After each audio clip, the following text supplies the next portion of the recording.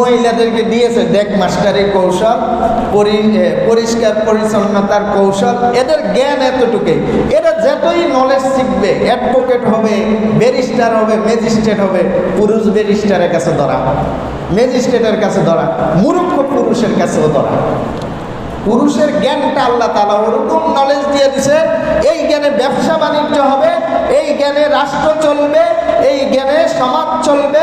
আর মহিলাদেরকে এতটুকু জ্ঞান দিছে, তোমার জ্ঞান হলো নেশার জ্ঞান, তুমি স্বামীর খেদমত করবে আর তোমার জন্য তোমার মা বাবার খেদমত করবে, ছেলে সন্তান মানুষ করবে, 4টা জিনিস পালন করবে। হাদিসে আছে মহিলারা যেই কোনো দরজা দিয়ে চাইবে জান্নাতে যাইতে পারবে। সুবহানাল্লাহ। আর আজকে আমাদের মহিলারা রাসূলের সুন্নাত থেকে বাইরে নিজে অগ্রাধিকার কাটাইতেছে। এরপরে সাহাবীকে বললেন, দ্বিতীয় নম্বর তোমার অভিযোগ